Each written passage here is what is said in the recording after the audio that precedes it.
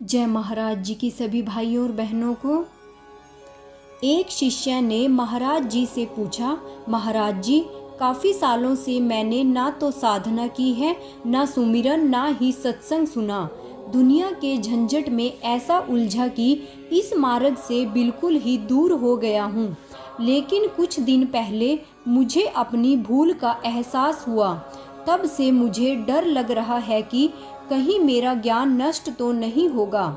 उत्तर स्वरूप महाराज जी ने कहा, ब्रह्म ज्ञान कभी नष्ट नहीं होता।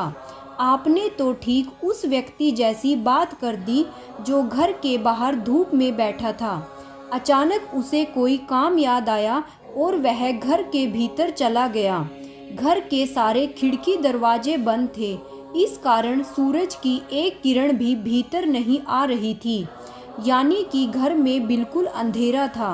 अब वह व्यक्ति शोक करने लगा, हाय सूर्य नष्ट हो गया, उसका प्रकाश लुप्त हो गया।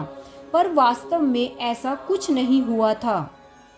वह स्वयं ही सूरज के प्रकाश को छोड़कर अंधेरे कमरे में आ बैठा था।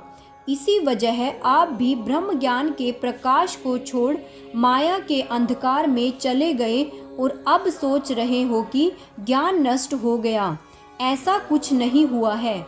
जरूरत है तो बस इतनी कि आप माया व अंधकार के जगत से बाहर आइए, ध्यान साधना में बैठिए, फिर आपको अपने भीतर ही ज्ञान रूपी सूर्य उदित मिलेगा। एक बार एक शिष्य ने महाराज जी से पूछा, गुरु महाराज जी, कई बार मुझे ग्लानि होती है कि हम गृहस्थी शिष्य आपके विश्व शांति के लक्ष्य में कोई योगदान नहीं कर सकते हैं। यह दायित्व तो केवल आपके समर्पित शिष्य ही उठा सकते हैं। उत्तर स्वरूप महाराज जी ने कहा, आपने ऐसा किस आधार पर सोचा?